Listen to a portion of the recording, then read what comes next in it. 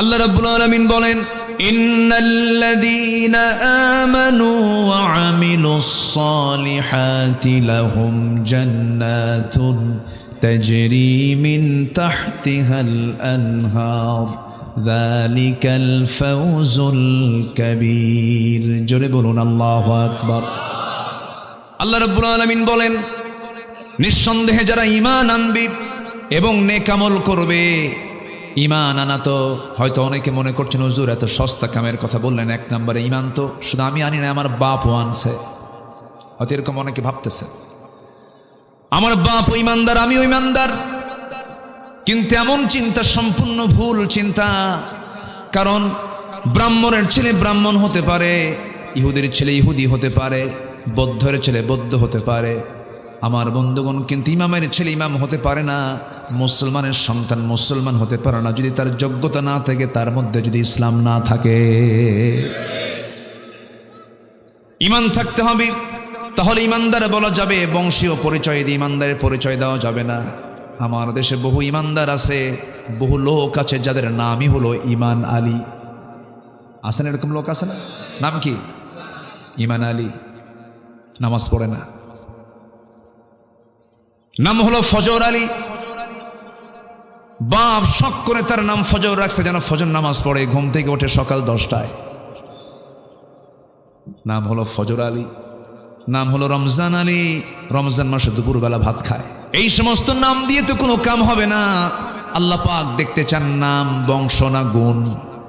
আল্লাহ সুন্দর করে সূরা হুজরাতের শেষ দিকে বলছেন, ইন্না খালাকনাকুম মিন যাকারিন ওয়া উনসা ওয়া জাআলনাকুম শুউবান ওয়া ক্বাবাইলা লিতাআরাফু ইন্না আকরামাকুম ইনদাল্লাহি আতকাকুম। জোরে বলুন আল্লাহু আকবার। হে মানব মণ্ডলী, আমি তোমাদেরকে সৃষ্টি করেছি এক নর এবং নারী থেকে, বিভিন্ন ভাষা দিয়েছি, গোত্র দিয়েছি, যেন তোমরা একে অপরকে চিনতে পারো। তোমাদের মধ্যে সেই সমস্ত বান্দাগুলো আমার কাছে সবচাইতে বেশি সম্মানিত, প্রিয়, যে সমস্ত বান্দাগুলো আল্লাহকে একমাত্র সবচাইতে বেশি ভয় করতে পারে। জোরে বলি সুবহানাল্লাহ। মানে মুত্তাকি হতে পারে। কি হতে পারে বলেন? মুত্তাকি হতে পারে। আমার বন্ধুগণ, তাহলে এক নম্বর সফলতার উপায় হলো ঈমান আনতে হবে, নেক আমল করতে হবে। ঈমান আছে, নেক আমল নেই, কোনো মূল্য নেই। আবার নেক আমল আছে কিন্তু ঈমান নেই। পৃথিবীতে মুসলমান ছাড়া অনেক অমুসলিম জাতি আছে যারা অনেক নেক আমল করে। আমেরিকার একজন ধনকুবের, বিশাল ধনাঢ্য বিল গেটস, সে তার সমস্ত সম্পত্তির বিশাল একটি অংশ রেড ক্রসকে দান করেছেন, সামাজিক কাজে ব্যয় করেছেন। এত বড় দানবীর, এত বড় দান করার পরেও তার কোনো পুরস্কার আমার আল্লাহর কাছে নাই। কারণ তার মধ্যে আসল জিনিসটা কি নাই বলুন? কি নাই? ঈমানটা নাই। নেক আমল হলে শুধু চলবে না, ঈমানও লাগবে, নেক আমলও লাগবে। যেখানে ঈমানের কথা বলা হয়েছে সেখানে নেক আমলের কথা বারবার আল্লাহ রাব্বুল আলামিন বলেছেন। এই আয়াতটা শুধু এখানে আসে নাই, এই কথাটা একবার আসছে না, বারবার আসছে, বারবার আসছে। বারবার যে কথা বলা হয় তার গুরুত্ব কমে না বাড়ে? কমে না বাড়ে? বেড়ে যায়। ঈমান তো আমরা আনলাম, ঠিক আছে। আবার আল্লাহ অনেক জায়গায় প্রশ্ন করছেন, আহাসিবান নাস আন ইউতরাকু আন ইয়াকুলু আমান্না ওয়া হুম লা ইফতানুন। মানুষের কি ধারণা, ঈমান এনেছি, এতটুকু শব্দ বললাম আর আমি তাকে ছেড়ে দেব? না না, অবশ্যই তাকে পরীক্ষা করা হবে। এই আয়াত প্রমাণ করে দেয়, ঈমান আছে যার, পরীক্ষা আছে তার। আসতে কোন কেন? আল্লামা সাইদি জেলখানায় কষ্টে আছেন, আর মুনাফিকের বাচ্চারা বলে, দোষ না থাকলে কি শাস্তি হয়? এরকম করে বলতো না? বলতো না? বলতো। তাহলে এক নম্বর সফলতার উপায় আমরা খুঁজে পেলাম। ঈমান আনবো আমরা, নেক আমল করবো আমরা। তবে ঈমান আনার পথে অনেক বাধা বিপত্তি আসতে পারে, অনেক ঝুট ঝামেলা আসতে পারে। পরীক্ষা করবেন কে?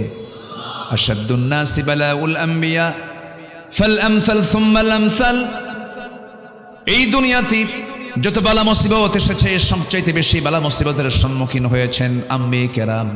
তাদের জীবনে সবচাইতে বড় মুসিবত কম আসছে না বেশি আসছে? বেশি আসছে।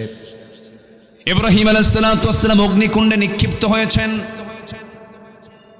ইব্রাহিম আলাইহিস সালাতু ওয়াস সালামকে হত্যা করার জন্য বারবার চেষ্টা করা হয়েছে।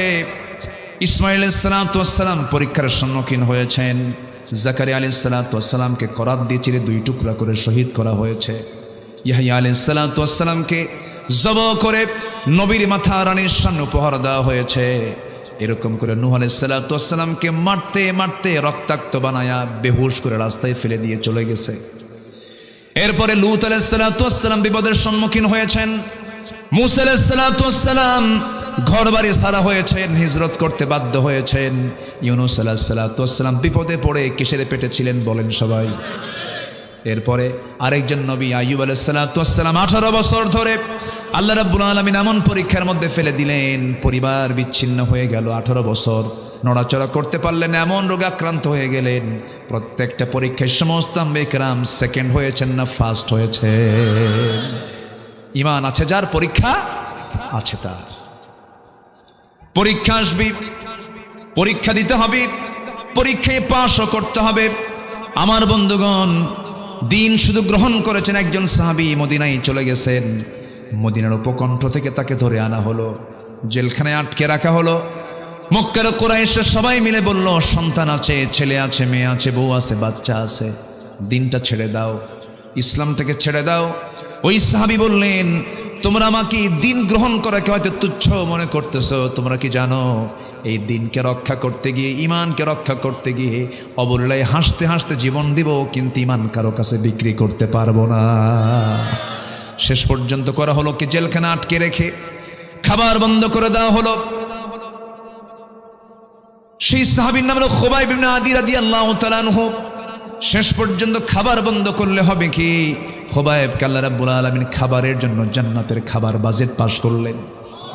শেষ রাত যখন হয়ে যেত, তার সামনে কি যেন ঝুলন্ত আঙ্গুরের ছোনা ঝুলায় রাখতে তিনি খেতেন, জীবনের শক্তি তিনি সেখান থেকে ফেরত পেতেন। সুন্দর করে 3-4 মাস ধরে খাবার বন্ধ করে দিয়েছে ওরা, আল্লাহ নিজে তার খাবারের বন্দোবস্ত করে দিয়েছেন। টের পেয়ে গেল ওরা, বুঝতে পেরেছে খুবাইবকে না খেয়েও মেরে ফেলার সম্ভব নয়, অতএব খুবাইবকে আমরা দুনিয়া থেকে বিদায় করেই দেব, ওকে তারা ফাঁসি কাস্টে ঝুলিয়ে মেরে ফেলবে। এমন সিদ্ধান্ত যখন তারা নিয়ে ফেলেছে, শেষবারের মতো এসে বলল, খুবাইব ইমানটা ছাড়ো, ইমানটা বাদ দিয়ে দাও। তিনি বললেন, না রে না, আমরা তোমাকে মেরে ফেলে দেব, মেরে ফেলে দাও। তোমার শেষ ওসিয়ত বলতে কোনো কিছু আছে নাকি বলো, তোমার শেষ ইচ্ছা পূরণ করব, পরিবারকে দেখতে চাও নাকি? সঙ্গে সঙ্গে তিনি মুচকি হাসি মেরে বললেন, দুনিয়ার কারোর সঙ্গে আমার দেখা করার প্রয়োজন নাই, তোমরা যদি আমাকে দেখা করতে দাও, অজুর পানি দিলে পরে অজু বানাই আমি নামাজের মধ্যে আল্লাহর সঙ্গে দেখা করতে চাই। অজুর পানি দেওয়া হলো, অজু বানালেন, নামাজে দাঁড়ালেন। প্রথম রাকাত খুব মনোযোগ দিলেন, আস্তে আস্তে করে পড়ছিলেন। দ্বিতীয় রাকাতে মনোযোগ ঠিকই ছিল, কিন্তু মনে মনে চিন্তা করলেন, নামাজটা লম্বা করলে কাফের মুশরিকরা ভাবতে পারে খুবাইব বুঝি মৃত্যুর ভয়ে নামাজকে লম্বা করতেছে। একটু তাড়াহুড়ো করে নামাজ পড়লেন,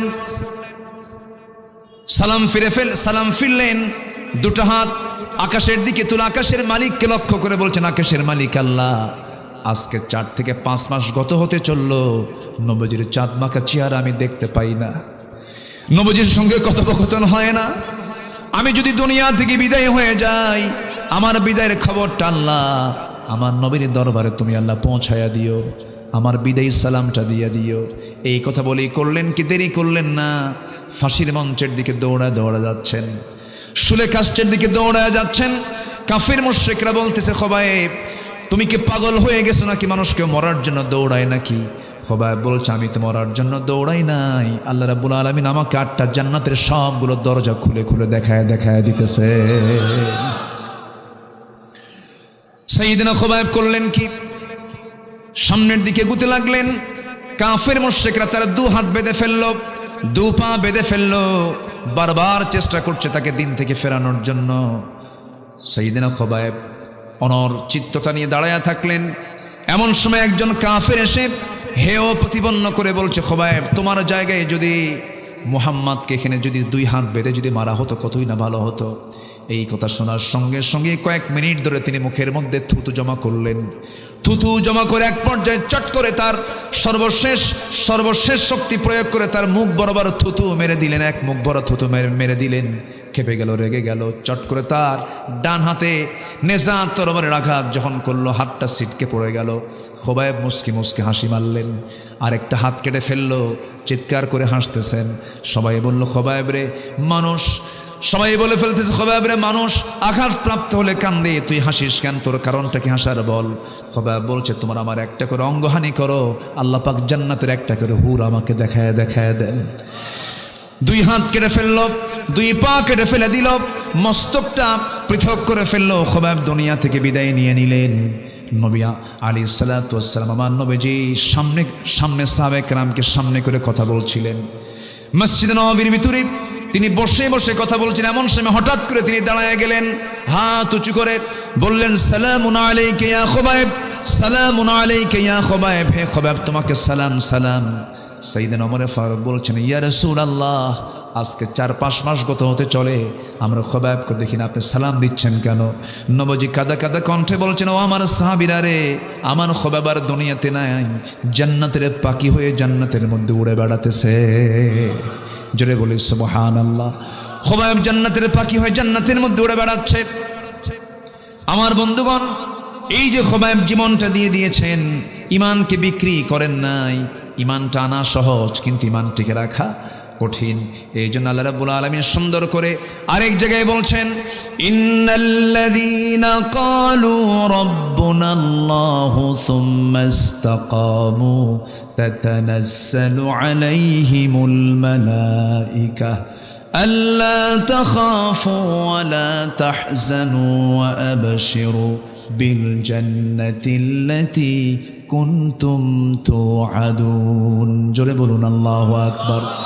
নিঃসন্দেহে যারা বলবে আমার রব আল্লাহ, আমার আইনদাতা আল্লাহ, আমার বিধানদাতা আল্লাহ, এবং সুম্মা ইসতাকামু, তার উপরে অটল থাকবে, অবিচল থাকবে, আল্লাহ রাব্বুল আলামিন ঈমানদারকে ওয়াদা করেছেন, তোমার জন্য আমি স্থায়ী জান্নাতের ওয়াদা করলাম। জোরে বলি সুবহানাল্লাহ। ঈমান আনবে এবং টিকে থাকার চেষ্টা করব। জোরে বলি ইনশাআল্লাহ। আরো জোরে বলি ইনশাআল্লাহ।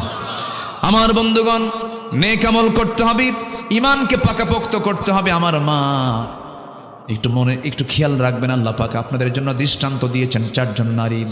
একজন মারিয়াম বিনতে ইমরান আলাইহিস সালাতু ওয়াস সালাম, আরেকজন ফেরাউনের বউকে, কে বলেন? ফেরাউন পত্নী আসিয়া নামটা আসে নাই, ইমরাতা ফিরাউন এসেছে, ইমরাতা ফিরাউন এসেছে। ফেরাউনের স্ত্রী আসিয়ার দৃষ্টান্ত আল্লাহ রাব্বুল আলামিন কেন দিয়েছেন, কি জন্য দিয়েছেন মা? এটা দেওয়ার মূল কারণ হলো, এই দুনিয়াতে যত প্রস্তাব তোমার কাছে আসুক না কেন, ঈমান ধ্বংস করার জন্য, ঈমান ধ্বংস করা যাবে না। প্রয়োজনে হাসি মুখে জীবন দিবা, কিন্তু ঈমান বিক্রি করবা না। আসিয়া ছিলেন তার একটা প্রকৃষ্ট উদাহরণ। আল্লাহু আকবার বলেন। এই মহিলার নাম শুনলে আমার কাছে মনে হয় এমন কোন পরীক্ষা নাই যে পরীক্ষা আসিয়া দেন নাই। আল্লাহু আকবার বলেন। ঈমানকে রক্ষা করতে গিয়ে স্বামীকে হারাতে হয়েছে, পরিবারটা তছনছ হয়ে গেছে, সামাজিক মর্যাদা ছিল তার অনেক। বলুন তো, প্রেসিডেন্ট বড় না প্রেসিডেন্টের বউ বড়? চেয়ারম্যান বড় না চেয়ারম্যানের বউ বড়? বউ বড়। আপনার বউকে তো ভালোই বড় মনে করেন দেখি, ভালো তো। হ্যাঁ, হাসতেছে মুরব্বী, কন ভালো করে কন। চেয়ারম্যান বড় না চেয়ারম্যানের বউ বড়? বউ বড়। হ্যাঁ, একদিকে ঠিকই আছে অবশ্য, একদিকে ঠিক না। কোন লোকটা বইয়ের কথা শোনে না বলেন তো? সবাই শোনে। শোনেন না আপনারা? শোনেন না? আস্তে আস্তে কয়। বইয়ের কথা শোনেন না আপনারা? আস্তে আস্তে কন কেন? এই শোনেন না? সামনে, আমার সামনে বলতেছে বেশি একটা না, কিন্তু বাড়িতে গেলে কিন্তু বইয়ের কাছে সবাই কাট। শুনতে হয়, বউকে ভয়ও করতে হয়। এই ভয় মানে সেই ভয় না, এটা হচ্ছে সম্মান। এটা কি বলেন তো? সম্মান। তার কাছে আমার সম্মান জড়িত, আমার কাছে তার সম্মান জড়িত। হুন্না লিবাসুল লাকুম ওয়া আনতুম লিবাসুল লাহুন্না। আল্লাহ তাআলা এই সম্পর্কে এমন সম্পর্ক করে দিয়েছেন, মাওয়াদ্দাতাও ওয়া রাহমা, ভালোবাসাও রেখেছেন, রহমতও রেখেছেন। আল্লাহু আকবার বলেন। একমাত্র বিবাহিত সম্পর্কের ভিতরে রহমত থাকে। আর বাকি যত সম্পর্ক যে আছে না, কলেজের বারান্দায় বারান্দায়, গাছের গোড়ায় গোড়ায়, জোড়ায় জোড়ায়, সিপাই সিপাই, জোড়া জোড়া আছে না, এরকম আছে না? ওখানে কি ভালোবাসা নাই? আছে, কিন্তু ওই ভালোবাসায় কোনো রহমত আসতে কোনো রহমত, ওটা নোংরামি, ওখানে অসুখ, অশান্তি, বিশৃঙ্খল, খুন, জেনা এগুলো জড়িত। এগুলোতে যাওয়া যাবে না। আমরা অবৈধ চাই না, বৈধ চাই। বলেন, অবৈধ চাই না, বৈধতা চাই। কিন্তু আমার দেশে এই নোংরামির সুযোগ আছে না নাই? গাছের গোড়ায় গোড়ায় বসে আছে, কেউ কি গিয়ে বলে এগুলো করো কেন? আজ থেকে বলে, কেউ বলে কেন? বলে না। প্রচলিত আইনে এটা কোনো দোষণীয় নয়।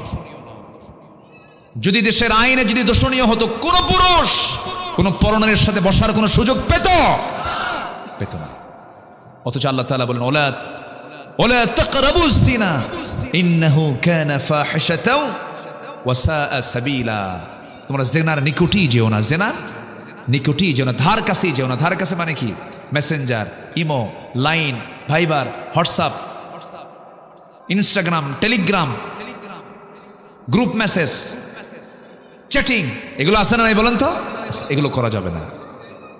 মিটিং করা যাবে না, ডেটিং করা যাবে না।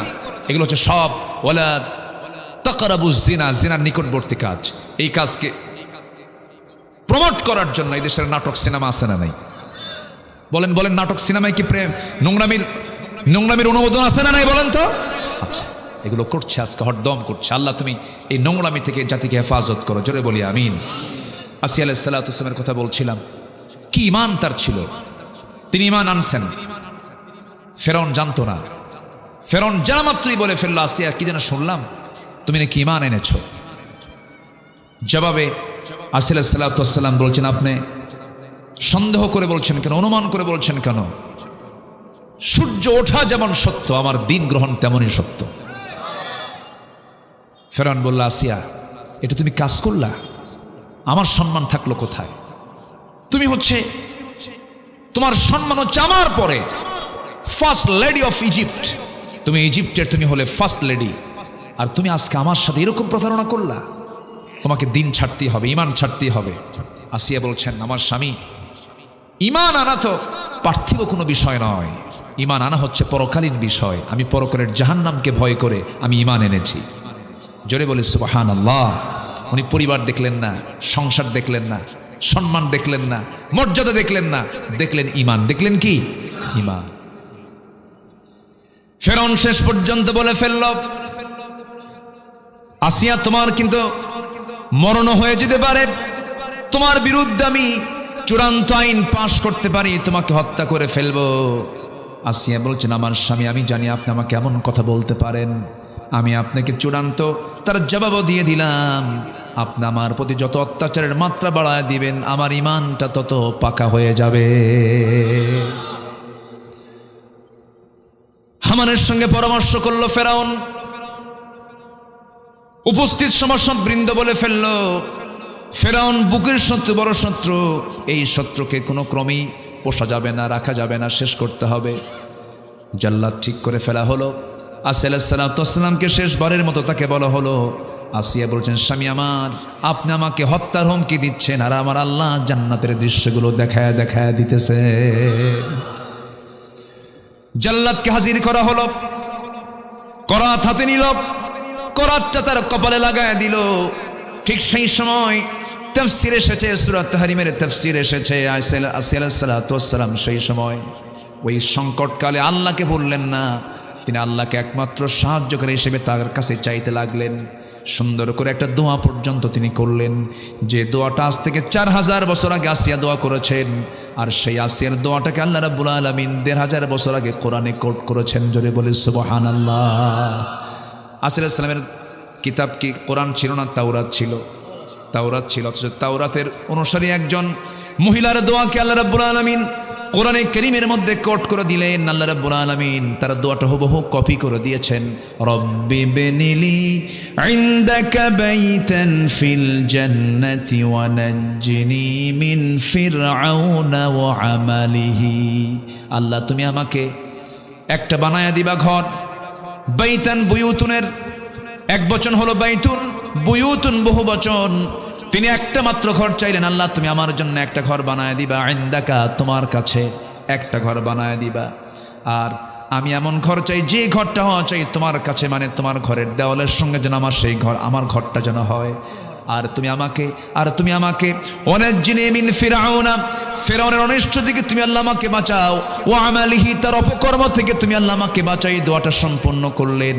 তাফসীরে আসছে টপ টপ করে রক্তগুলো জমিনে গড়ে গড়ে পড়তেছে। দুই টুকরা করে আসিয়া দুনিয়া থেকে বিদায় হয়ে গেলেন।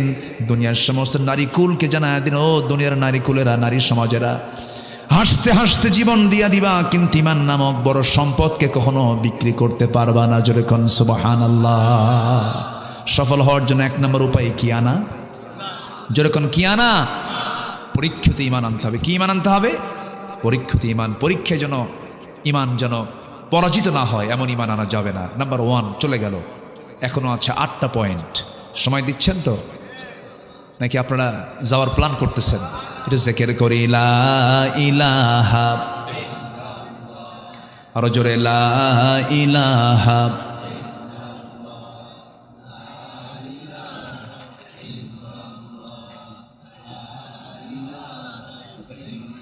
আরো জোরে লা ইলাহা, আরো জোরে লা ইলাহা, সুবহানাল্লাহ আলহামদুলিল্লাহ, লা ইলাহা, আরো জোরে লা ইলাহা, লা ইলাহা ইল্লাল্লাহ মুহাম্মাদুর রাসূলুল্লাহ সাল্লাল্লাহু আলাইহি ওয়াসাল্লাম। আমি বেশি দেরি করে ফেলেছি না নাকি? কষ্ট হচ্ছে আপনাদের? আর একটু সময় থাকেন, আমি পয়েন্টগুলো অন্তত শর্ট করে হলেও বলে ফেলি। একটু বসুন। এত সুন্দর মানুষ আপনারা। কি থানার নাম জানেন এটা? মোড়েল, মোড়েলগঞ্জ। মোড়েল মানে কি? মোড়লগঞ্জ। ও আচ্ছা, একটা ব্যক্তির নাম। জি, বুঝতে পারছি। সুন্দর। বাগের হাট তো মাশাআল্লাহ। বাগ মানে হলো জান্নাত, জান্নাতের হাট। বলি আলহামদুলিল্লাহ। বাগে জান্নাহ বলেন না, বাগান, বাগান। এটা বাগানই তো। এত সুপারি আর কি বলে নারিকেল গাছ, মাশাআল্লাহ। বলি আলহামদুলিল্লাহ। সবুজ, শুধু সবুজ দেখেরা। পাশে নদী আছে। কি নদী? পানগুচি নদী। হ্যাঁ, কচা নদী চিনি, কচা নদী চিনি। ভলেশ্বর আছে। শুধু নদী আর নদী তো এলাকায়। বলি আলহামদুলিল্লাহ। আমি যখন এইখানে এসে গাড়িতে নামলাম, বাতাসটাই অন্যরকম। এত স্বচ্ছ নির্মল বাতাস, এত সুন্দর দেশ আমার। বলি আলহামদুলিল্লাহ। জোরে বলি আলহামদুলিল্লাহ। আমি বছর 2 আগে কাতারে গিয়েছিলাম। তো কাতারে গিয়ে দেখি কোথাও কোনো গাছ নাই, সবুজ নাই, সবুজ নাই, সবুজ দেখাই যায় না। আর আমার দেশে কি আছে? সবুজ। এই সবুজায়নের জন্য কোটি কোটি ডলার বরাদ্দ করে সেই দেশগুলো। তো কাতারে কোথাও পানি নাই, কি বলে, কোথাও সবুজ নাই। তো দেখি একটা এলাকা পুরোটা গ্রিন জোন বানায় ফেলছে, পুরোটাই সবুজ, গাছগাছালি অনেক। আমি লক্ষ্য করি নাই, নিচের দিকে তাকাই। বললাম যে এত গাছ এখানে কেমনে হলো? তো বলছে হুজুর নিচের দিকে তাকায় দেখেন স্যালাইন লাগানো। কি লাগানো আছে?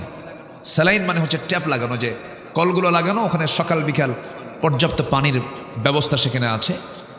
এবং বলতেছে যে গাছের উপরেও প্রত্যেক দিন হেলিকপ্টার করে ঝর্ণার মতো করে, বৃষ্টির মতো করে পানি দেয়। এরপরও গাছ চিত হয়ে পড়ে, বাঁচে না, বাঁচানো খুব কঠিন হয়ে যায়। আর আমার দেশে এমন দেশে এমন মাটি, এটা ছোট্ট বাচ্চা আগের দিন পেয়ারা খাইছে অথবা কাঁচামরিচ খাইছে, পেয়ারার কাঁচামরিচ খাইয়া যদি পরের দিন পায়খানায় যায়, 3 মাস পরে ওটার খোঁজ নেবেন, দেখবেন নয় মরিচ গাছ হয়েছে। আমি কি ভুল বলতেছি ভাই? বলেন তো, কি মাটি এটা! সোনার চেয়েও খাঁটি। শুধু সৎ নেতৃত্বের সংকট। আপনি কি জানেন আমার দেশের মাটিটা কত উর্বর? কি নাই আমার দেশে? এমন কোন খনি নাই যে খনি আমার দেশে নাই। সম্পদে ভরা, নদী আছে, খাল আছে, বিল আছে, সাগর আছে, পাহাড় আছে, সমতল আছে, বিল আছে, ঝিল সবই আছে। আবার বিশাল একটি বন এই খুলনা অঞ্চল জুড়ে আছে, সেটার নাম কি? সুন্দরবন আছে। কি নাই ভাই, জঙ্গলও আছে, সবকিছুই ছিল, শুধু সুন্দর মানুষের অভাব। সুন্দর মানুষও আছে কিন্তু সৎ নেতৃত্বের সংকট। অতএব এই নেতৃত্বে আমরা তৈরি করতে চাই আগামীতে কোন বেনামাজি, দুশ্চরিত্র, অসামাজিক ব্যক্তি কখনো নেতৃত্বের আসনে আসতে পারবে না। আমরা নেতৃত্ব তৈরি করতে চাই নামাজ থেকে, আমরা নেতৃত্ব তৈরি করতে চাই কোরআন থেকে, আমরা নেতৃত্ব তৈরি করতে চাই ইসলাম থেকে, ইসলাম থেকে, ইসলাম থেকে। আল্লাহ কবুল করুন, জোরে বলি আমিন। সাইয়েদনা আবু বকর সিদ্দিক রাদিয়াল্লাহু তাআলা আনহু প্রথম খলিফা। কয় নম্বর খলিফা বলেন? প্রথম খলিফা, 1 নম্বর খলিফা। খেলাফতের দায়িত্ব নিয়ে একদিন মদিনার অলিগলি তিনি হাঁটতেছেন একা একা, কোনো লোক নাই। এখনকার যারা শাসক তাদের কি ক্ষমতা আছে? একা একা চলতে পারবে? জনগণ তো কাবাবার সালাদ বানায় ছাড়বে। একা একা করতেছেন উনি, কেউ তাকে দেখে নাই, সবাই তো দরজা খুলে ঘুমায়, কোনো চোর নাই, ডাকাত নাই, কোনো কিছুই নাই। সাইয়েদনা আবু বকর সিদ্দিক রাদিয়াল্লাহু তাআলা আনহু একাকী, নিঃসঙ্গ, কেউ তার পাশে নাই, তিনি একা একা আল্লাহর কালাম তেলাওয়াত করছেন আর ঘুরতেছেন খালি পায়ে।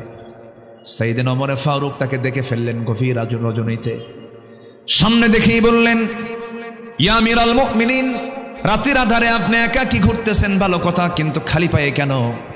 এই যে পাথরের রাস্তাগুলো, পাথরের রাস্তা দিয়া, পাথর দিয়ে আপনার পায়ে চামড়ায় আঘাত লেগে চামড়া ফেটে রক্ত বের হয়ে যাবে, আপনি আহত হয়ে যাবেন।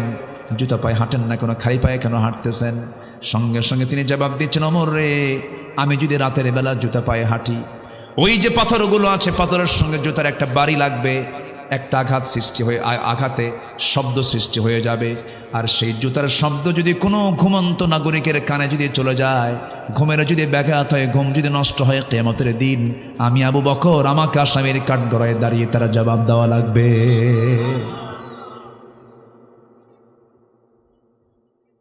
খেলাফতের দায়িত্ব তিনি গ্রহণ করেছেন।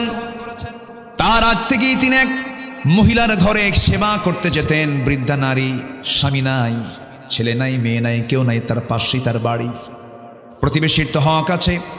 ওই মহিলার ঘরে গিয়ে তিনি রান্না বান্না করে দিতেন, কাপড় চোপড় ধুয়ে দিতেন, খাবার জোগাড় করে দিতেন। প্রত্যেকটা রাত্রি তিনি যেতেন। খেলাফতের দায়িত্ব গ্রহণ করার পরও তিনি নিয়মিত যেতেন। সাইয়েদনা আবু বকর সিদ্দিক রাদিয়াল্লাহু আনহু প্রত্যেক রাতে এই কাজটা করতেন। ওমর ফারুক চিন্তা করলেন, দেখিতে এই খেদমতটা আমি করা যায় কিনা। উনি দরজার কাছে চলে গেলেন, দরজায় নক করলেন, নক করে বললেন, বুড়িমা, আপনার খেদমতের জন্য আমি এসেছি, দরজা খুলে দিন, আপনার খেদমত করে যাব। সঙ্গে সঙ্গে জবাব আসলো ভিতর থেকে, খেদমতের কোনো প্রয়োজন নাই, কারণ কিছুক্ষণ আগে একজন খেদমত আমার করে চলে গেছে। ওমর ফারুক মনে মনে চিন্তা করেন, এই মক্কা নগরে কোন মানুষটা সেই মহিলার খেদমত করতে আসলো, আমার তাকে দেখতে হবে, চিন্তা হবে। ওই মহিলার ঘরে তার পাশে তিনি ওঁত পেতে দাঁড়ায় থাকলেন। পরপর 3 রাত 2 রাত খুঁজে পেলেন না। তৃতীয় রাত্রিতে হঠাৎ করে দেখতে পেলেন কে যেন খালি পায়ে ভিতরে চলে গেল। খালি পায়ে কে হাঁটে? কে হাঁটে? আবু বকর। টের পেলেন না, অপেক্ষার প্রহর গুনতে লাগলেন, কে ঢুকলো দেখি তো, ভিতরে থেকে বেরোতে হবেই। যখন বের হতে নিয়েছেন, চট করে পিছন থেকে হাতটা চেপে ধরে বলছেন, আপনি কে? তাকায় দেখে কেউ না, রাষ্ট্রের প্রধান ব্যক্তি সেখানে। জোরে কোন সুবহানাল্লাহ। সঙ্গে সঙ্গে বললেন, আমিরুল মুমিনিন, সব কাজ আপনি একাই করবেন, দিনে জনগণে ব্যস্ত থাকবেন, রাতের বেলা আপনি ঘুম নষ্ট করে এরকম কাজগুলো করলে আপনি অসুস্থ হয়ে পড়বেন। সাইয়েদনা আবু বকর বলছেন, ওরে ওমর, হাসরের ময়দানে আমার বোঝা তোমার পিঠে যাবে না, তোমার বোঝা আমার পিঠে আসবে না, আমাকে খেদমতগুলো করতে দাও। 2টা বছর একটানা মহিলার খেদমত করেছেন, কাউকে চান্স দেন নাই। ইন্তেকাল হলো তার। ইন্তেকাল হওয়ার পরে দ্বিতীয় খলিফার দায়িত্ব গ্রহণ করলেন সাইয়েদনা ওমর ফারুক রাদিয়াল্লাহু তাআলা আনহু। দায়িত্ব গ্রহণ করার সঙ্গে সঙ্গে তার মনে হয়ে গেল, প্রথম খলিফার তো ইন্তেকাল হয়েছে, ওই মহিলার তো খেদমত করার জন্য কেউ যায় নাই, মনে হয় খেদমত করার জন্য আসছেন তার ঘরে। দরজায় নক করেছেন, মহিলার জানা নাই, প্রথম খলিফার ইন্তেকাল হয়ে গেছে। চোখে দেখতেন কম, বুড়ি মানুষ, কেউ তাকে সংবাদ দেয় নাই। রাতের আধারে ঘরের মধ্যে ঢুকি সাইয়েদনা ওমরে ফারুক খেদমত করলেন, সব কিছু জোগাড় পরিষ্কার পরিচ্ছন্ন করে দিয়ে যখন ঘর থেকে বের হয়ে আসলেন, মহিলা খেতে বসেছেন, সামনে কিছু খেজুর ধুয়ে রাখা, অনেকগুলো খেজুর থেকে একটা খেজুর যখন মুখের মধ্যে নিয়েছেন, যখন তিনি খাওয়া শুরু করেছেন, বিসমিল্লাহ বলেছেন, সঙ্গে সঙ্গেই দাঁতের নিচে খেজুরের বিচিটা পড়ে গেছে। খেজুরের বিচি পড়ার সঙ্গে সঙ্গে তিনি ইন্না লিল্লাহ বলে কান্নায় ভেঙ্গে পড়লেন। কান্নায় ভেঙ্গে পড়ে বলছেন, বুঝতে পেরেছি আমার আসল খাদেম আবু বকর আর দুনিয়াতে নাই। আমার আবু বকর যদি খাদেম বেঁচে থাকতো, অবশ্যই সে আমার খেজুরগুলো যখন আমার সামনে রেখে যেত, খেজুরের শুধু ধুয়ে যেত না, খেজুরের বিচিগুলো ফেলে দিয়ে আমার সামনে খাওয়ার জন্য সহজ করে রেখে যেত। জোরে কোন সুবহানাল্লাহ। আমরা কি এমন শাসক কি চাই কি ভাই? আসতে কয় সবাই কি চান? সে শাসক হওয়া দরকার বেনামাজি না নামাজি? ইসলামী দলের নন ইসলামী দলের? বলেন তো, অন ইসলামী দলের কি শাসক কেমন হতে পারে নাকি? তারা তো গাঁজা খায়, শীত হয়ে পড়ে থাকে, মদের বোতল নিয়ে বসে থাকে, ঠিক কিনা? আমার বন্ধুগণ, সফলতার উপায় কি? 9টা পয়েন্টে কথা বলতে চাচ্ছিলাম, মাত্র একটা পয়েন্ট শেষ হলো। বলুন তো, এই যে মাহফিল 3 দিন হচ্ছে, আমার দরকার আরো কয়দিন?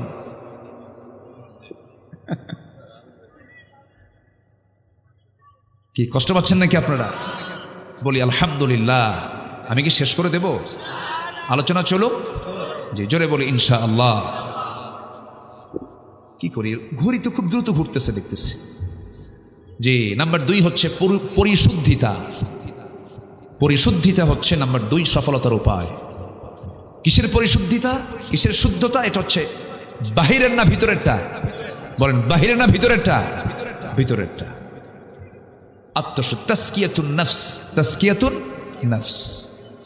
আল্লাহ রাব্বুল আলামিন বলেন, قد أفلح من تزكى وذكر اسم ربه فصلى بل تؤثرون الحياة الدنيا والآخرة خير وأبقى إن هذا لفي الصحف الأولى صحف إبراهيم وموسى জোরে বলুন আল্লাহু আকবার। ওই বান্দা সফল হয়েছে যে মন্ত্রী হলো না, যে এমপি হলো না, কোটিপতি হলো না, মাস্টার্স পাস করেছে না। আল্লাহ বলছেন সেই বান্দাই সফল হতে পেরেছে। কদ আফলাহা মান তাযাক্কা, যে ব্যক্তি নাফসকে শুদ্ধ করতে পেরেছে। ওয়া যাকারা ইসমা রাব্বিহি, যে রবের নামের জিকির করতে পেরেছে। ফাসাল্লা, এবং নামাজ পড়তে পেরেছে, সেই বান্দা সফল। 3টা কাজ। কয়টা কাজ বলেন? এই আয়াতের মধ্যে 3টা কাজ, এই সূরার মধ্যে 3টা কাজ। এর মধ্যে 1 নাম্বার হলো যে বান্দা তাসকিয়াতুন নফস করতে পেরেছে, নফসের শুদ্ধতা আনতে পেরেছে। রোগের এই আত্মার অনেক রোগ আছে, নফসের অনেক রোগ আছে। লোভ একটা রোগ। লোভ আছে না নাই বলেন? আসতে বলবেন, আছে না নাই? লোভটা দিয়েছেন কে? আল্লাহ কিন্তু দিয়েছেন, কিন্তু সেই লোভটা হওয়া চাই অবৈধ লোভ না বৈধ লোভ? একটা নারীকে পাওয়ার লোভ আছে না নাই? একদম আস্তে আস্তে বলেন, মানে নাই মনে হয় আপনাদের? পুরুষ না আপনারা? আছে না নাই? এটা এখন পুরুষ পুরুষ মনে হচ্ছে। হাওয়ার জন্য তো আদম পাগল হবেনি তো? হাওয়ার জন্য আদম পাগল হবেন, আদমের জন্য হাওয়া পাগল হবেন। এটা তো ন্যাচারাল। আল্লাহ মানা করছেন না, আল্লাহ বলতেছেন টান নিয়ায়, মোহাব্বত কর, কিন্তু ইজাব কবুল কর। আল্লাহ কি চান? ইজাব কবুল হতে হবে, বৈধ সম্পর্ক, লিগ্যাল রিলেশন থাকতে হবে। ইলিগ্যাল কোন রিলেশন করলে এটা অবৈধ লোভ হবে। কি লোভ হবে বলেন? অবৈধ লোভ। তো খারাপ কিছু না, কামনা বাসনা এটা খারাপ নয়। ইনকাম কেন হবে না? ইনকাম কেন করবেন না আপনি? বাপ মাকে দেখা কি? বাপ মার খরচ বহন করা সন্তানের জন্য কি? আরো জোরে কন। তাহলে আই ইনকাম করাও কি ফরজ না? ফরজ। আই ইনকাম করতে হবে তো, কিন্তু আল্লাহ চান সুদ খায়া করো, হ্যাঁ, হারাম পথে করো। কুলু মিন তাইয়্যিবাত, হালাল কিছু খাও, হারামের কাছে যেও না। কার কথা? আল্লাহর কথা। কিন্তু নফসের রোগ হলো অবৈধ লোভ, অতিরিক্ত রাগ, অবৈধ রাগ, গোসা, এগুলো নফসের রোগ। এরপরে মিথ্যা কথা বলা রোগ, গীবত পরনিন্দা করা রোগ, হিংসা বিদ্বেষ করা রোগ, কৃপণতা, লোক দেখানো, নিজে পছন্দ করা, অহংকার করা, পরশ্রীকাতরতা, সম্পদের অবৈধ শক্তি, সম্মানের লোভ, দুনিয়ার ভালোবাসা, এগুলো সব হচ্ছে আত্মার সমস্যা, আত্মার ব্যাধি। এই আত্মার ব্যাধিগুলোকে দূর করার জন্য, দমন করার জন্য আমাকে আপনাকে চেষ্টা করতে হবে। সে আত্মার ব্যাধি দূর করার জন্য সবচেয়ে বড় মেডিসিন দুনিয়াতে কেউ দিতে পারবে না। সবচেয়ে বড় মেডিসিনের নাম কি বলুন? কোরআন। শিফা কি? অনুনাজ্জিলু মিনাল কোরআনি মা হুয়া শিফাউ ওয়া রাহমা। কোরআন শিফা এবং রহমত। জোরে বলুন সুবহানাল্লাহ। সব রোগের, নফসের রোগ সারাতে চাইলে এটার সঙ্গে সম্পর্ক রাখতে হবে। কোরআনের সঙ্গে সম্পর্ক রাখতে কম না বেশি? বেশি রাখতে হবে। সামনের যে মাস আসতেছে এই মাসের নাম কি? কিসের মাস? কোরআনের মাস। বলেন কিসের মাস? বলেন কোরআনের মাস। শাহরু রমাদান আল্লাযী উনজিলা ফীহিল কোরআন। রমজানের পরে এই মাসের আরেকটা নাম হলো কি? কোরআন। আরেকটা মান কি? কোরআনের মাস। রমজানের মাস কোরআনের মাস, কোরআনের মাস রমজানের মাস। আল্লাহু আকবার বলেন। রমজান কেন বাড়লো? কিসের জন্য? রমজানের দামটা বাড়ছে কিসের জন্য? কোরআনের জন্য। আমরা মক্কা যাই কেন? কাবার জন্য। মদিনা যাই কেন? নবীর কবর থাকার জন্য। ওযু করি কেন? নামাজের জন্য। রমজানের দাম এত বাড়লো কেন? কিসের জন্য? কোরআনের জন্য। আমরা কোরআনটা পড়বো, জোরে বলি ইনশাআল্লাহ। শিক্ষা মন্ত্রণালয় 53 বছর ডিউটি পালন করেছে, কিন্তু এই জাতিকে কোরআন শিখাতে পারে নাই। কি আমি কি ভুল বলছি? 53 বছর শিক্ষা মন্ত্রণালয়ে কোটি কোটি টাকা বরাদ্দ হয়েছে, বহু প্রকল্প তারা হাতে নিয়েছে। জাতির যেটা ফরজ শিক্ষা, নামাজের শর্ত হলো শুদ্ধ তেলাওয়াত, জাতিকে আজ পর্যন্ত সহি করে কোরআন শিখাতে পারে না। বড় কপাল এটা। আমি মালয়েশিয়াতে গিয়েছি। মালয়েশিয়ার 99% মুসলমান তারা কোরআনটাকে সহি করে পড়তে পারে। কেন জানেন? তাদের সিলেবাসটা এমন করে সাজানো, ক্লাস 5 ওঠার সাথে সাথেই, ক্লাস 6 ওঠার সাথে সাথেই প্রত্যেকটা নাগরিকের 3 থেকে 4 বার কোরআন মুখস্থ। আর আমার দেশে বিসিএস ক্যাডার হয়। ওযুর ফরজ কয়টা? 17টা। কয়টা কইছে? বেশি হলো কয়টা? মাত্র 13টা বেশি কইছে। হ্যাঁ, মাত্র 13টা বেশি বলেছে। এই হলো বিসিএস ক্যাডারদের ইলমে যোগ্যতা, দ্বীনের জ্ঞান। অথচ যদি এমন করা হতো, বিসিএস ভাইভা বোর্ডে কোরআনে কারীমের যে কোনো পৃষ্ঠা থেকে 1 পৃষ্ঠা তেলাওয়াত শোনাতে হবে।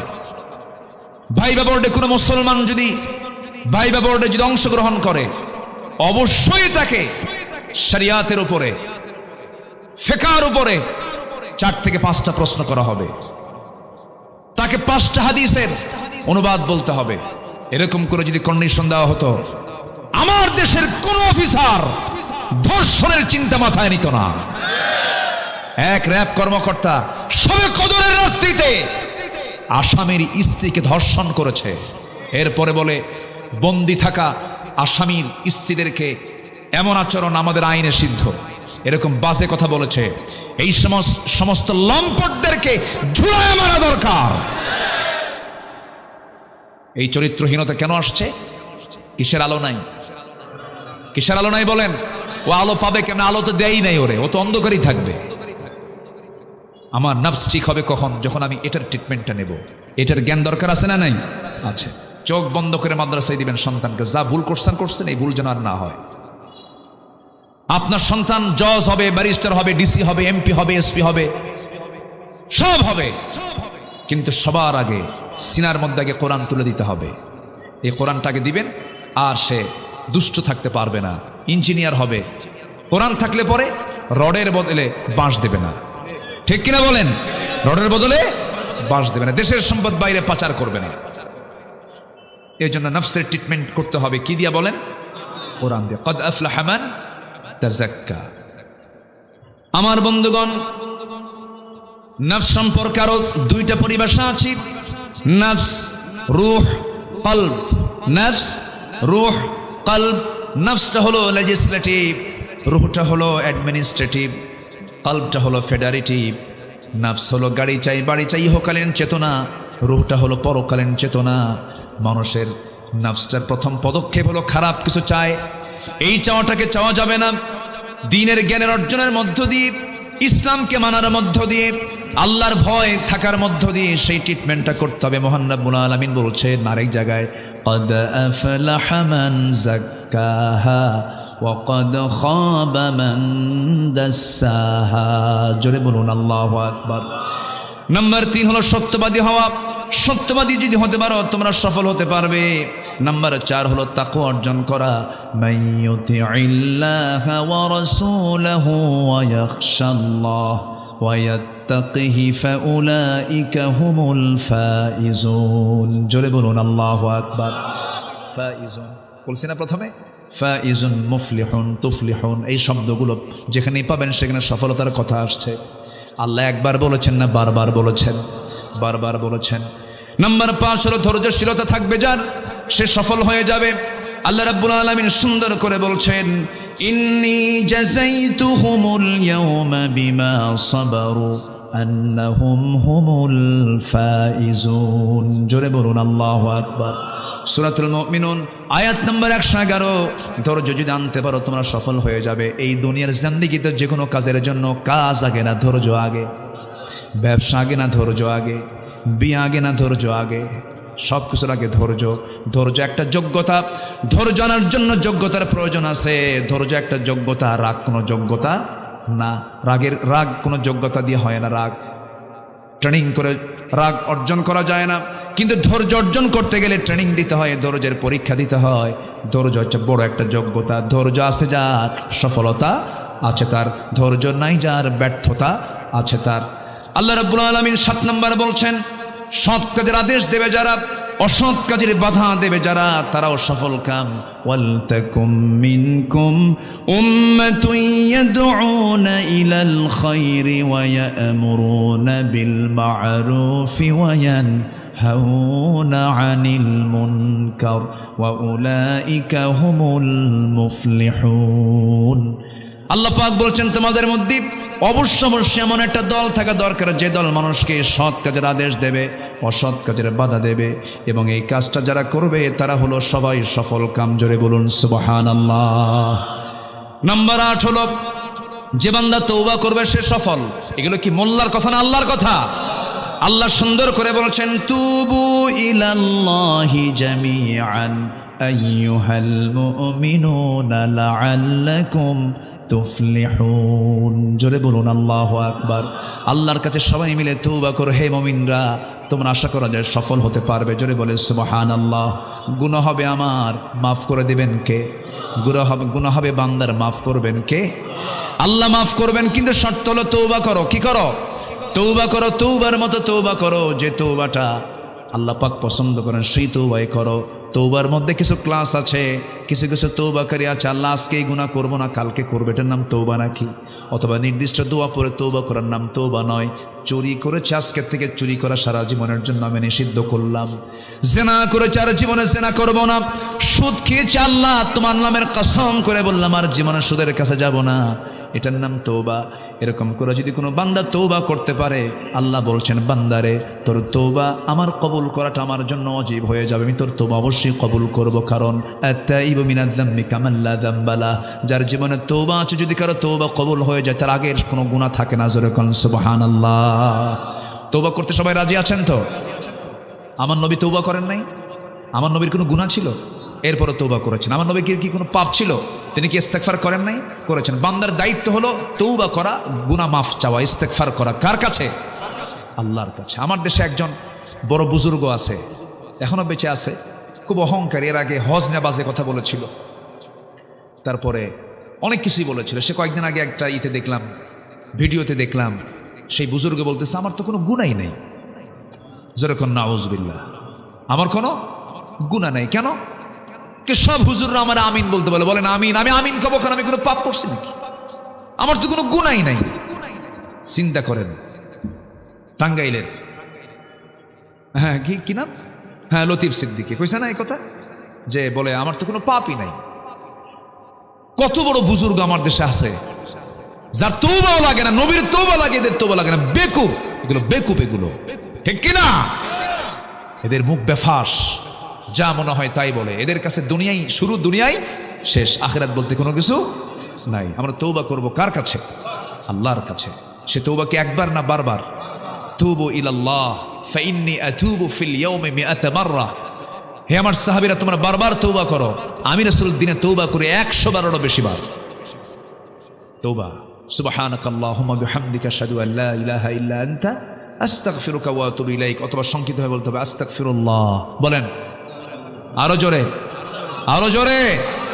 বাস আল্লাহর কাছে সারেন্ডার করে, আল্লাহ তোমার কাছে মাফ চাই, মাফ করে দাও। মাফ করবেন কে? আল্লাহ তাআলা। আল্লাহর কাছে মাফ চাইতে কোনো লজ্জা আছে নাকি? কোনো লজ্জা নেই। যে আল্লাহর কাছে যত বেহায়া হতে পারবে সে তত আল্লাহর নিকটে যেতে পারবে।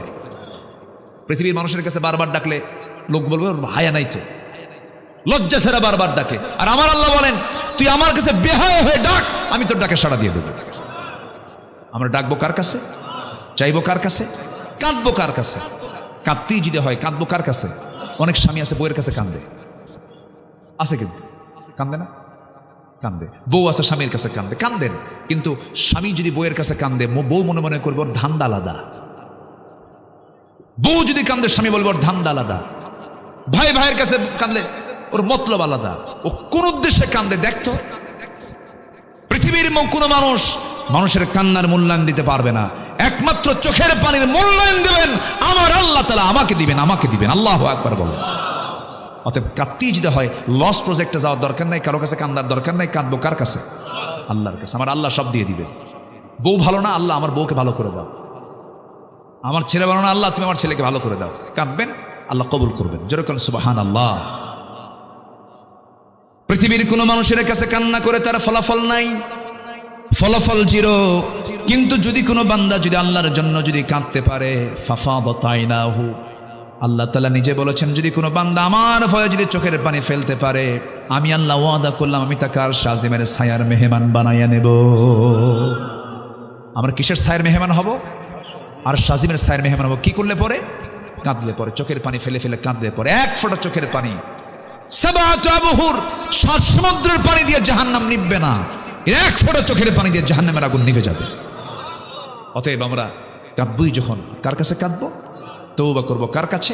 লাআল্লাকুম তুফলিহুন, সফল হবে। এটা কার কথা? আল্লাহর কথা। সর্বশেষ নয়, প্রকৃত মুমিন হওয়া, তাহলে সফল হব আমরা। কি মুমিন হব বলেন তো? বলেন কি মুমিন হব? প্রকৃত মুমিন। মানে প্রকৃত মানে কি? যার মধ্যে মুমিনের গুণগুলো আছে, বেসিকটা আছে। কি আছে? বেসিকটা আছে, সে হচ্ছে প্রকৃত মুমিন। প্রকৃত মুমিন কাকে বলে? প্রকৃত মুমিনের সংজ্ঞা আল্লাহ দিয়েছেন, একটা সূরা শুরু থেকে লম্বা করে বলে দিয়েছেন এবং ব্যাখ্যা নিজেই দিয়েছেন, কথা নিজেই বলেছেন। একটু বলি, আমাকে সময় দিচ্ছেন তো নাকি? আল্লাহ রাব্বুল আলামিন বলেন, قد أفلح المؤمنون الذين هم في صلاتهم خاشعون والذين هم عن اللغو معرضون والذين هم للزكاة فاعلون। ওই সমস্ত মুমিনরা সফল কাম। প্রকৃত মুমিন তো তারাই যাদের মধ্যে 1 নম্বর গুণ খুশুর সঙ্গে নামাজ হবে, যাদের মনোযোগ দিয়ে নামাজ হবে, যাদের একটা বিষয় মাথায় রাখবেন, যার নামাজটা যত সুন্দর হবে তার ইমানটা তত সুন্দর হয়ে যাবে।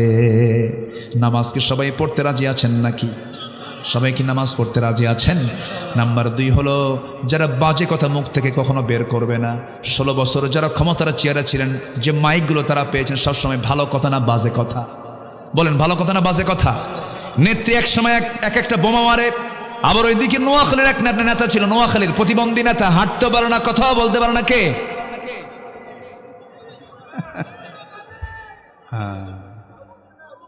মাইক পাইলেই ঠেস মারা কথা বলতো, আর বলতো একটা কথা, খেলা হবে। এত বেফাস লোক, এত বাজে কথা। কিন্তু ইমানদারের মুখ থেকে কখনো বাজে কথা বের হবে না। ইমানদার যা বলবে আঁকা বাঁকা কথা না, স্ট্রেট কথা। বলেন বলেন বলেন, ওজন শূন্য না ওজনওয়ালা? ওজনওয়ালা কথা বলবে। আমার নবীর সামনে একদিন তার স্ত্রী আম্মা জান আয়েশা বলছেন, ইয়া রাসূলুল্লাহ, হাফসা না একটু খাটো। আমার নবীর আরেক স্ত্রী কথা বলছেন, হাফসা না একটু কি খাটো। আচ্ছা, এরকম কি কথা হয় না আমাদের মাঝে? আসতে কোন কেন হয় না? আচ্ছা, এটা কি খুব বেশি মনে হচ্ছে? না, আমাদের কাছে কিন্তু বেশি মনে হচ্ছে না। হাফসা না একটু খাটো। আমার নবীজি কথাটা শুনলেন, কথার কি ওয়েট দেখেন, ইমানদারের কথার কি ওয়েট হতে পারে। রাসূল শুধু বললেন, লাকাদ কুলতি, তুমি যে এই কথাটা বলে ফেলেছ, এই কথা যদি 7 দরিয়ার পানিতে যদি ছেড়ে দেওয়া হতো, লামাজাজাতহু, সাত দরিয়ার এতগুলো পানি সব বিবর্ণ হয়ে যেত, দুর্গন্ধে পচা রূপ নিত তোমার এই সামান্য খাটো কথা। আম্মা জান আয়েশা সঙ্গে সঙ্গে চোখের পানি ফেলে ফেলে বলছেন, ইয়া রাসূলুল্লাহ, আমি আল্লাহর কাছেও মাফ চাই, আমি আপনার কাছেও মাফ চাই। কত বাজে কথা ইমানদার মুখ থেকে বের করে। কালোকে কালো বলা যাবে না, খাটোকে খাটো বলা যাবে না, অন্ধকে কানা বলে গালি দেওয়া যাবে না, ন্যাংরাকে ন্যাংরা বলা যাবে না। এরকম করে কোনো মানুষ কষ্ট পাবে এমন জাতীয় কোনো কথা বললে পরে সূরা হুজুরাত সাক্ষী, এটা কি হালাল না হারাম, সগীরা গুনাহ না কবিরা গুনাহ? বলেন, কালো করেছেন কে, ধলা করেছেন কে, লম্বা করেছেন কে, চিকন করেছেন কে, খাটো করেছেন কে? দোষ কার? ফায়সালা কার? এখানে দোষের কিছু নাই তো, ফায়সালা কার? স্বামী যদি একটু কালো হয়, কিছু কিছু মা আছে মাঝে মাঝে খোটা মারে, আমাদের কাছে আসে তো রিপোর্ট, মা আমাদের কাছে সবাই রিপোর্ট দেয়, আপনারা যেমন রিপোর্ট দেন পুরুষরা রিপোর্ট দেয়। এক কালো স্বামী আমাকে এসে বলে, হুজুর আমি জীবনে কি ভুল যে করছি, কেন আমার মতো কালো বউ না নিয়ে ধলা বউ কেন নিলাম? আমারে বলতেছে কেন? উঠতে বসতে খোটা মারে। কেন? কি খোটা মারে? কোচ কি সুন্দর, আমি একটু কালো, খোটা মারে। বলে তো এরকম যে তোমার সঙ্গে যে আমার সংসার হচ্ছে, তুমি একটু আয়না চেহারা দেখো তো। এরকম করে স্বামীকে বলার মধ্যে কিছু মহিলা আছে না? নেই? বলেন, তোমার সঙ্গে যে আমার সংসার হচ্ছে, এতে তোমার 14 গোষ্ঠীর কপাল। দিল একখান খোটা মেরে। এগুলো কি বলা যাবে? সব সৃষ্টিগুলো কার? এই যে বিচিত্র চেহারা, এক একটা চেহারার সঙ্গে কারো চেহারার মিল আছে, এগুলো কার কার কার কার করা, কার করা? আপনার কাকে গালি দিবেন? আপনি যাকেই গালি দিবেন চলে যাচ্ছে কার কাছে? অসম্ভব। খাটো মানুষ ন, আপনি সুন্দর হয়েছেন, বাহাদুরি করেন, ক্যান্সার ভিতরে, ওর চাইতে কালোই ভালো। কি ঠিক কিনা? ওর চাইতে কালোই ভালো। আমার নবীর একজন কালো সাহাবী ছিলেন, খুব কালো ঘন। আমার নবীজি সেই কালো সাহাবীকে দেখলেন, মনটা খারাপ। রাসূল বলছেন, কালো সাহাবী তুমি মন খারাপ করে বসে আছো কেন? হুজুর যৌবন হয়ে গেছে, বয়স হয়ে গেছে, বিয়ে করব, বিয়ে পাই না। কি কথা বুঝতেছেন আপনারা? বিয়ে করতে পারছি না। রাসূল বললেন, কেন তুমি বিয়ে করতে পারো না? হুজুর কালো মানুষ কেউ পছন্দ করে না। রাসূল বলছেন, না, ভুল কথা। সাহাবী, চিন্তা করো না, তোমার বিয়ের দায়িত্ব আমি রাসূল নিজে নিয়ে নিলাম। জোরে বলেন সুবহানাল্লাহ। আমার এক বন্ধু, তার বউটা কালো। আমি শুনছি এরকম। একদিন বললাম, বন্ধু তুমি তো চাঁদের মতো উজ্জ্বল চেহারা, তুমি কালো বউ বিয়ে করলে ভালো লাগে? বন্ধু, আমার চোখে যে আমার বউ কত সুন্দর তুমি বুঝবা না। আসলে চরিত্রবান যারা যারা চরিত্রবান, তাদের কাছে কালো ধলা কোনো ফ্যাক্টর নয়। ঠিক কিনা বলেন? কিন্তু কিছু কিছু যুবক আছে, যে ওই যুবকের মতো এক যুবক বিয়ে করছে, বিয়ে করে আর 3 দিন পরে কান্দে, বউটা একটু কালো তো। তুমি কান্দো কেন? নতুন বউ ঘরে, তুমি কান্দো কেন? ভাই, লিটনের বউ দেখতে কত সুন্দর, আমার বউটা কালো হয়েছে, দেখেন নজর গেছে লিটনের বউয়ের দিকে। তাহলে এই নজর যদি খারাপ হয়, হাজার সুন্দরী ঘরে আসলেও কি তার মন? কখনই মনে মনে ভাবলেন, আমার মেয়েটা তো অত্যন্ত সুন্দরী, চাঁদের মতো সুন্দরী, ফুটফুটে চেহারা, সুন্দর চেহারা, কিন্তু ছেলেটা তো কালো, কি যে হয়। দেখি মেয়েটাকে প্রস্তাব দেব। মেয়েটা ইতিমধ্যে দেওয়াল ঘেসে ঘেসে দাঁড়ায়া সব কথাগুলো শুনে নিয়েছে। মেয়ের কাছে গিয়ে বলছে, মা একটা ছেলে রাসূল পাঠাইছেন, ছেলেটা কিন্তু কালো, তুমি কি করবে বলো? সঙ্গে সঙ্গে মেয়েটা কান্দে। বাপ বলছে, তুমি যদি কান্দো, অস্বীকৃতি যদি জানাও, বিয়ে দেবো না। মেয়েটা আবার বলছে, বাবা তুমি ভুল বুঝেছ, নবীর পছন্দ আমার পছন্দ, কালো ছেলেটা আমার স্বামী হয়ে যাবে। রিজার্ভ ছিলেন না, হাসি খুশি ছিলেন, হাসি খুশি ছিলেন, ফ্রি মাইন্ডে চলতেন সবার সাথে। ছোট্ট বাচ্চা বসতো, বুড়া মানুষ এসে বসতো, সবার সঙ্গে মিশে মিশে কথা বলেছেন মুহাম্মদ সাল্লাল্লাহু আলাইহি ওয়াসাল্লাম।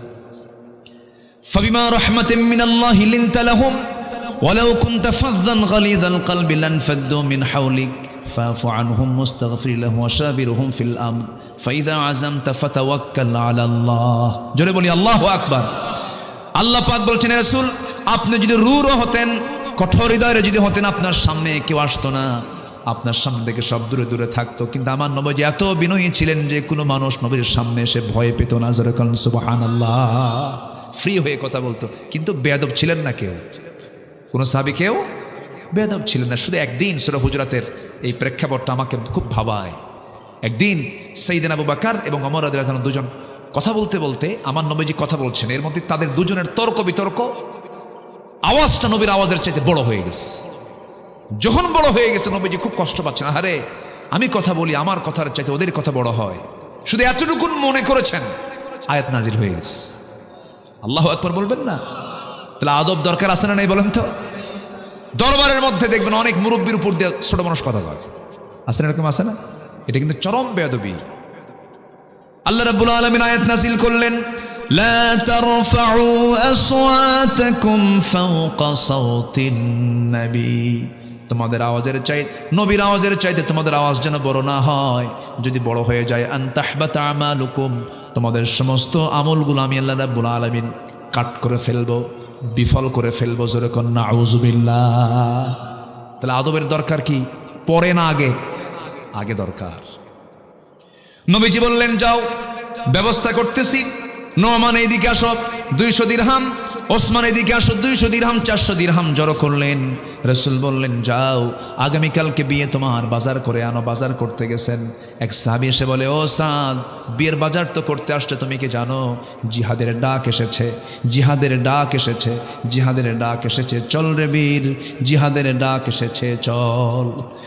বিয়ার পিড়ি বন্ধ করলেন, বাজার বন্ধ করে ঘোড়া কিনলেন, তরবারি করলেন, যুদ্ধে ঝাঁপিয়ে পড়লেন, শহীদ হয়ে গেলেন। নবীর কাছে সংবাদ গেল, হুজুর ওই সাদ তো দুনিয়া থেকে বিদায় নিয়েছে গতকাল, যার বিয়ের কথা ছিল। রাসূল দৌড় মেরে তার সামনে দেখতে গেলেন, মস্তকটা ছিটকে পড়ে আছে। রাসূল তাকে দেখে কাঁদলেন, আবার তাকে দেখে হাসলেন।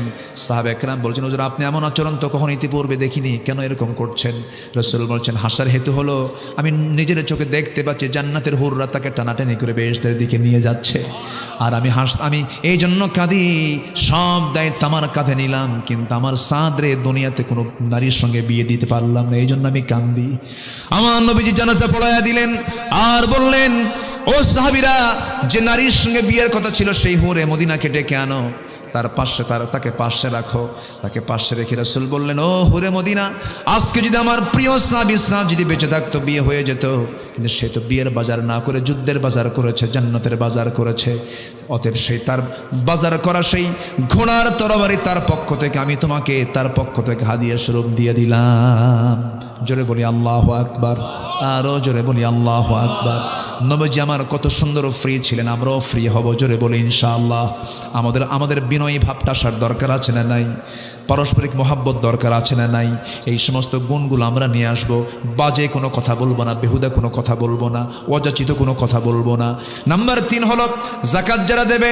নাম্বার 4 হলো যারা লজ্জাস্থানকে হেফাজত করবে, আল্লাযীনা হুম লিফুরুজিহিম হাফিজুন। নাম্বার 5 হলো আল্লাযীনা হুম লিআমানাতিহিম ওয়া'দিহিম রাউন, যারা আমানত ঠিক রাখবে। নাম্বার 6 হলো যারা ওয়াদা ঠিক রাখবে। এরপরে নাম্বার সর্বশেষ 7 হলো নামাজ দিয়ে শুরু, নামাজ দিয়ে শেষ, যারা নামাজের ব্যাপারে যত্নবান হবে। ওয়াল্লাযীনা হুম আলা সালাওয়াতিহিম ইউহাফিজুন। আল্লাহ পাক বলছেন 7টা কাজ করবে, জান্নাতের অধিকারী হয়ে যাবে। 5 ওয়াক্ত নামাজ পড়বেন কারা কারা, একটু হাত তুলে দেখান তো দেখি। জোরে বলি ইয়া আল্লাহ, ইয়া রহমান। আমাদেরকে 5 ওয়াক্ত সালাত আদায় করার তৌফিক তুমি আল্লাহ দিয়া দাও। জোরে বলি আমিন, আরো জোরে আমিন। হাত নামান, আসেন দোয়া করি। নাকি দোয়া করবো না? আলোচনা চালাবো?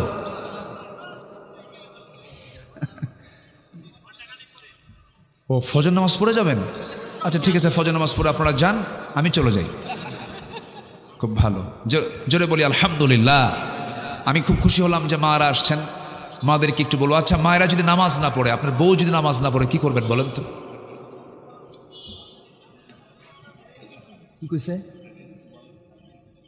কি করবেন? বউ যদি নামাজ না পড়ে কি করবেন? বুঝায়ও কাম হয় না, তাহলে কি করবেন? হ্যাঁ, মার দিবেন? ওরে বাপরে বাপ, এই তো মার্ডার কেস দেখতেছি। বোঝাতে হবে, কেন বউ শুনবে না? আমার নবীর বউরা যদি কথা শুনতে পারেন রাসূলের, আমরা তার উম্মত না? অবশ্যই শুনবেন। আমাদের নবী তো নূহ না, আমাদের নবী তো লূত আলাইহিস সালাতু ওয়াস সালাম না। আমাদের নবী সিরিয়াল, আমাদের নবীকে মুহাম্মদ সাল্লাল্লাহু আলাইহি ওয়াসাল্লাম। নবীর উম্মত আমরা। নবীর বউরা কথা শুনেছেন, আমাদের বউরা কথা শুনবে ইনশাআল্লাহ। খান পিঠায় সোজা করবেন না, সুন্দর করে বসাবেন। নামাজ পড়ো, পড়বো না, পড়ো, পড়বো না।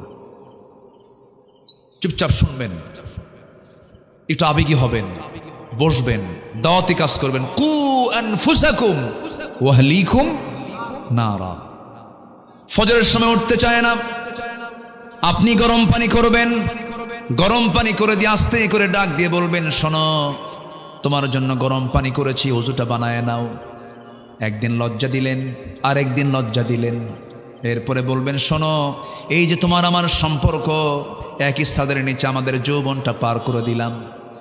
এই যে দীর্ঘ সময় চলে গেল, চুল দাড়ি পেকে গেল, তোমার চুলগুলো পেকে গেছে, তোমার যৌবনও চলে যাওয়ার পথ, আমার যৌবন চলে যাচ্ছে। একসঙ্গে যেমন একই ছাদে থেকেছি, তুমি কি চাও না আমরা দুজন মিলে মরার পরে আমরা একই ছাদে জান্নাতের মধ্যে অবস্থান করি? ও আমার স্ত্রী, আমি তো চাই তোমাকে জান্নাতেও পেতে। জান্নাতে গিয়ে একসঙ্গে শপিং করবো, একসঙ্গে ঘুরবো ফিরবো, একসঙ্গে আমরা সেখানে জান্নাতের খাবারগুলো খাবো, সন্তানগুলোকে নিয়ে চলবো আমরা জান্নাতের মধ্যে। তুমি কি চাও না? দেখবেন আল্লাহ পাক নারীদের হৃদয়টা তো সফট করে দিয়েছেন, সুন্দর ওয়াজ করলে পরে মেয়েদের দিলটা এমনি এমনি নরম হয়ে যায়। জোরে বলি আলহামদুলিল্লাহ।